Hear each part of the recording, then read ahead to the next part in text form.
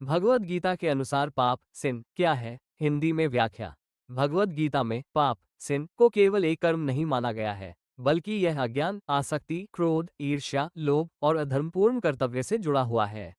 गीता का मूल संदेश ये है कि जो कार्य अधर्म से प्रेरित होकर किया जाता है वह पाप है। पाप क्या है?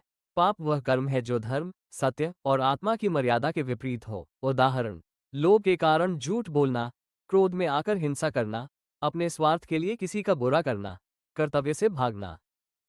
गीता में पाप की समझ। मुख्य श्लोक: भगवद गीता अध्याय 3 श्लोक 6।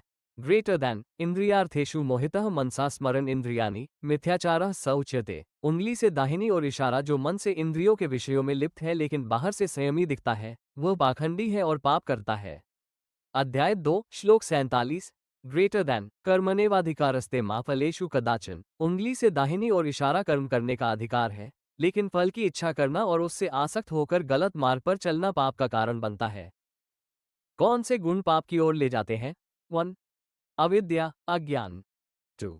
अहंकार, अहम भाव। 3. लोभ, लालच। 4. क्रोध और द्वेष।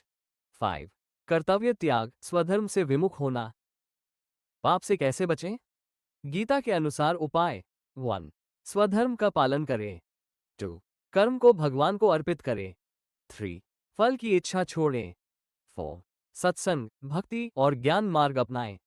5. अहंकार और आसक्ति त्यागें। निष्कर्ष: गीता के अनुसार पाप वह है जो आत्मा को नीचे गिराता है और भगवान से दूर करता है। जब मनुष्य स्वार्थ, लोभ और अहंकार में फंसकर कर्म करता है तो वो पाप होता है। लेकिन जब वही कर्म निष्काम भाव से और ईश्वर को समर्पित होकर किया जाए तो वह मोक्ष का मार्ग बनता है।